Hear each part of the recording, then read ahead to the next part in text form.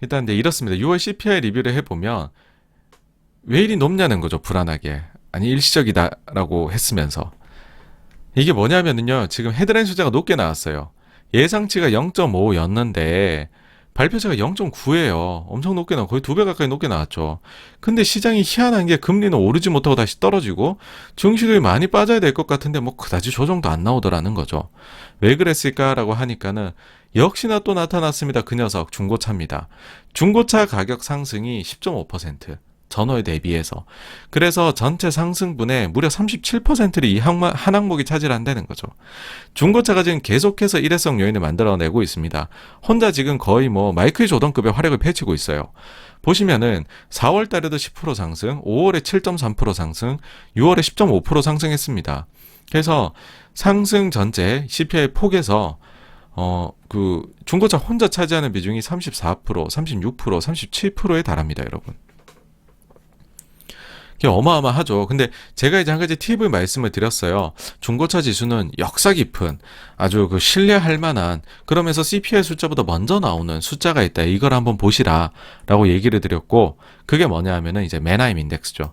근데 맨하임 인덱스는 보시면은 이게 이제 빠지고 있는 모양새란 말이에요. 크게 해서 한번 보시면은요.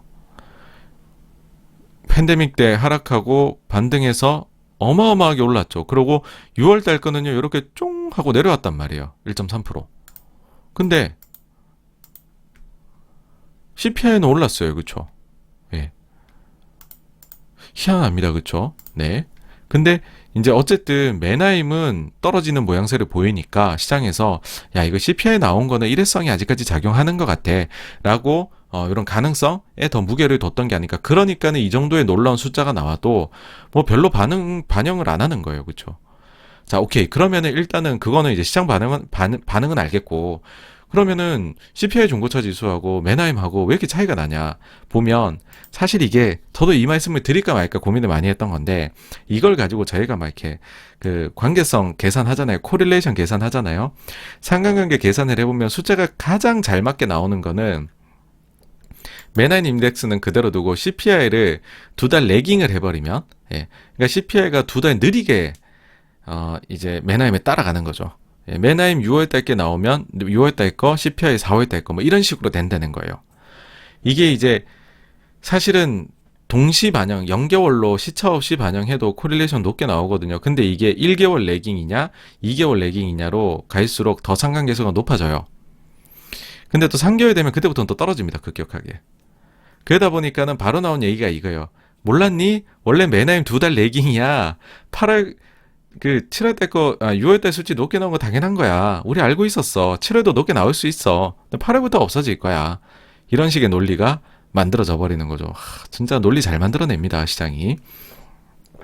오케이. 그러면 레깅 논리 오케이 이해했고. 근데 그렇게 해가지고 일회성이라고 자꾸 이야기를 하기엔 절대 수치가 그래도 좀 높은 거 아니야? 아니면 진짜 불안 요인 같은 건 없어? 라고 하면 지난번 CPI 때도 제가 한번 말씀을 드렸지만요. 최대의 불안 요인이라고 하면 주거입니다. 주거. 그러니까 주거가 CPI에서 차지하는 비중이 3분의 1이에요. 근데 이 주거가 숫자를 여러분들 보시면은 지금 요때가 이제 팬데믹이죠. 팬데믹을 겪을 때는 이제 못 올랐어요. 그러다 그다음부터 전달 대비해가지고서 0.1씩 이렇게 이제 팬데믹 이후엔 별다른 게 없었죠. 그러다가 올해 3월부터 가속도를 냅니다. 0.3, 0.4, 0.3, 0.5 올라가는 거죠.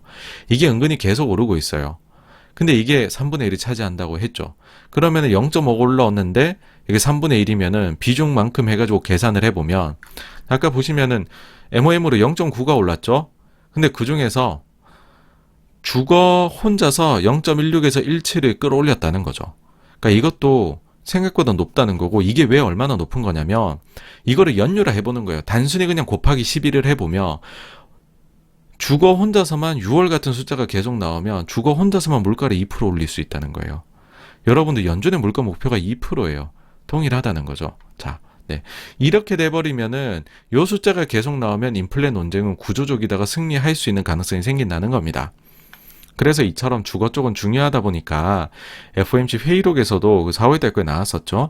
자산 가격 밸류에이션에 대해서 코멘트를 했습니다. 그러니까 특히 이 중에서도 이때가 이제 FOMC 하고서 인터뷰 때 파월 의장이 그 프로스에 대해 갖고서 주식시장 거품이 있다라고 그러니까 자산시장 거품이 있다 말해서 좀 놀래켰던 때인데, 이때 당시 자산시장 중에서도 부동산에 대한 우려가 가장 강했다라는 게 나왔었던 거고, 그러니까 이런 이유에서입니다. 그 다음에 지난주에 있었던 의회 증언에서 파월 의장이 부동산 가격 상승에 대해서 이제 답변을 하면서 too much라는 표현을 했어요. 그러니까 경계심을 드러낸 거고, 그 다음에 아까도 지난주 주식시장에서는 무슨 일이 할 때 금요일날 옐런 파월이 비공개로 논의한 주제 있다고 했죠. 그게 부동산인 거고요. 그러니까 부동산이 지금 그 정도로 핫 이슈입니다. 근데 이게 지금 일회성을 주장하는 분들한테 너무 많은 기회를 주고 있어요. 그게 뭐냐면, 아니 당신이 지금 주거 쪽이 불안 요인이다라고 말하지만 이쪽에서도 리오프닝에 따른 일회성 요인, 우리 할 말이 많다는 거예요. 일회성 주의론자들이죠. 뭐냐면 요 주거 쪽도 세부 항목들이 있습니다. 세부 항목들을 뜯어보면 외부 숙박이라는 게 있어요. 이 부분이 계속 높게 나오고 있어요. 이게 보면은 리오프닝 관련인 거거든요. 이 외부 숙박 부분이 팬데믹 때 마이너스가 어마어마했죠, 여러분. 그쵸? 어마어마했다가 이게 또 이제 2차 팬데믹 오면서 네, 또 마이너스 갔다가 이게 딱 이제 그 다음부터 겨울 딱 지나고 나서부터 미국이 백신도 많이 맞추고 확진자 숫자 내려갔잖아요, 여러분. 3월에 MOM으로 3.8, 4월에 7.6, 5월에 0.4로 좀 내려가나 했더니 7월 달에 7%로 급격히 상승하고 있다는 거죠. 자, 아까 전에 주거 쪽이 혼자 0.16에서 17 올렸다 했죠. 근데 이 숙박이 1%를 차지하거든요. 전체 그 CPI에서. 근데 이게 7이 오른 거니까는 0.07이죠. 그쵸? 그러면은 0.16에서 0.07을 빼면 0.1% 밖에 주거 상승분이, 그러니까 요 외부 숙박을 제외한 나머지 주거 관련된 거에 기여분은 0.1이란 거죠. 사실 알고 보면. 그러면은 이거를 연율을 하면은 연율로 CPI 성장의 1.2% 밖에 영향을 안 미치므로 아까 2%라고 했잖아요. 이 위험하지 않은 거라는 거죠. 그러니까 일회론자들에게 지금 이유가 많아요. 갖다 붙일 수 있는. 그러니까는 금리가 이렇게 다시 내려가는 거겠죠, 여러분. 근데 제가 볼 때는 일단은 이 논리는 상당히 설득력이 있기는 합니다. 그렇지만 큰 틀에서 볼 때 사실 이 외부 숙박은 1%에 불과하고 또 최근 몇 달 올라온 거예요. 이게 계속 뭐 영원히 오르진 않겠죠, 이것도. 어느 순간 되면 더 못 올라가죠. 이게 소위 이제 호텔 가격 이런 거 올라가는 거예요, 지금.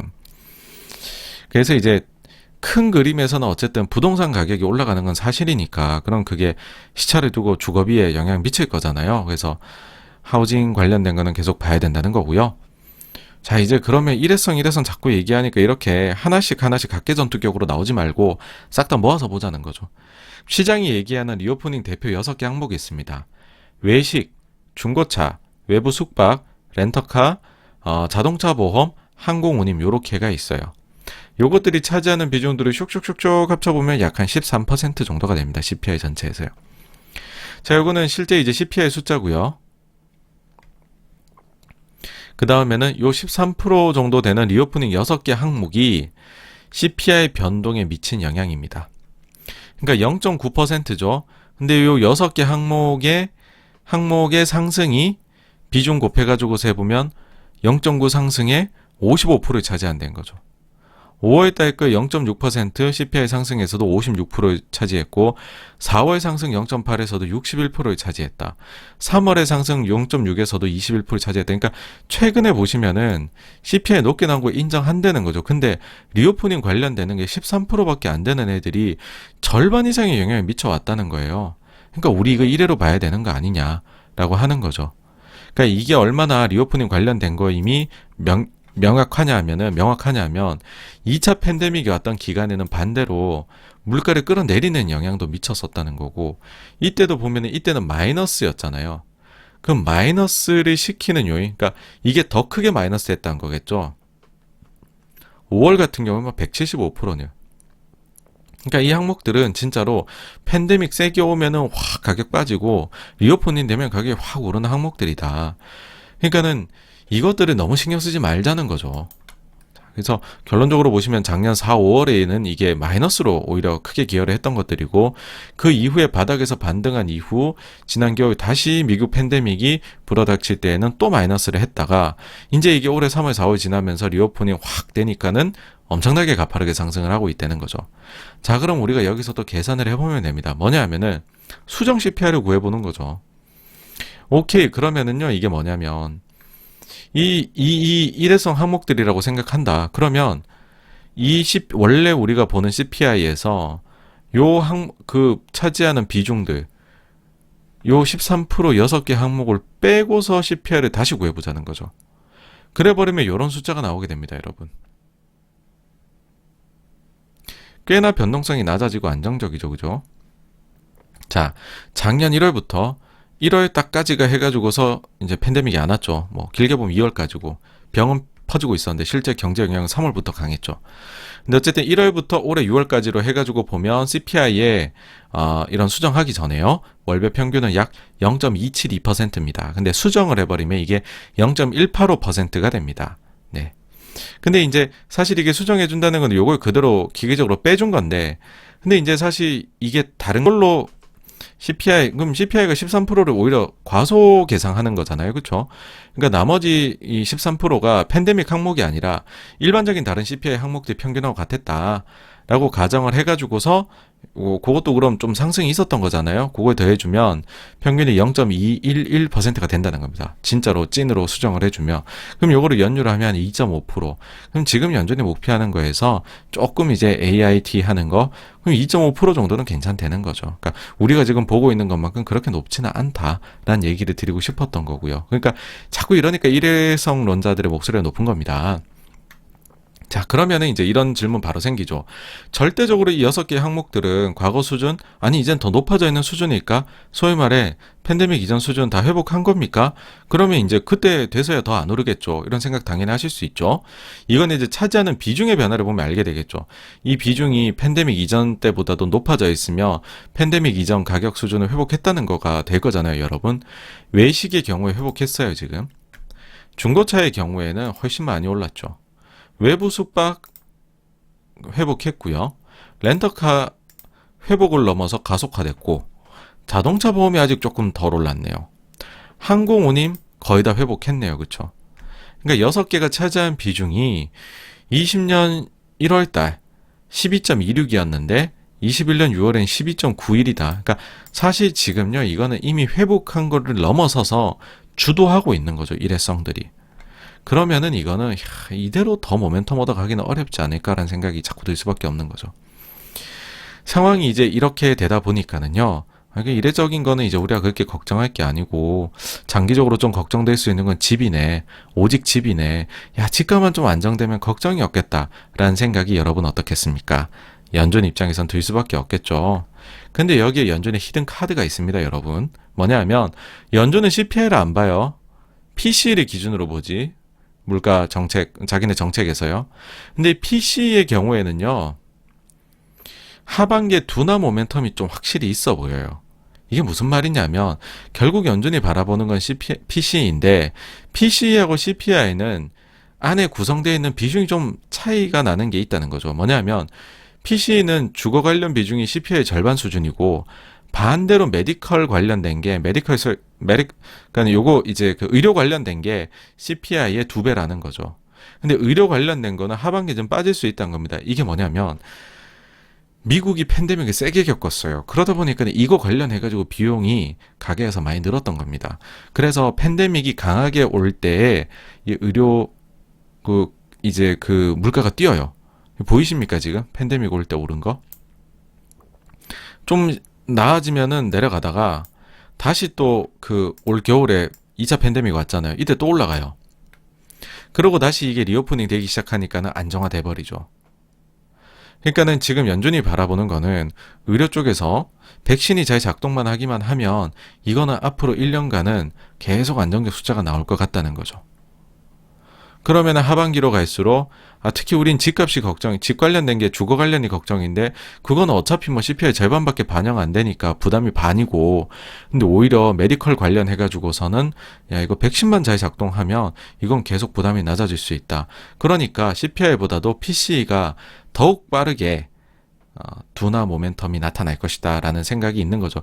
그러니까 연준도 이렇게 믿는 구석이 있으니까 계속 일회성 주장하는 겁니다. 제가 볼 때는요.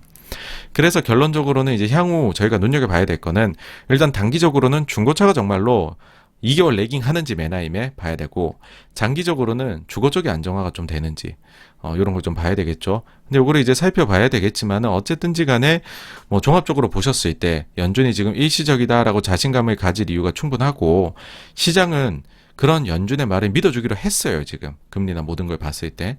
그래서 뭐 저희도 제가 뭐 그렇게까지 지금 그 반대 외가격 배팅을 할 만한 그런 뭐 이쪽에서의 뭐 엄청난 제가 박학다식한 그런 걸 가지고 있는 건 아니기 때문에 저도 기본적으로 연준의 주장을 존중합니다. 네. 요 정도까지가 저희 이제 6월 CPI에 대한 리뷰이고요. 다음으로 이제 넘어가 보도록 하겠습니다.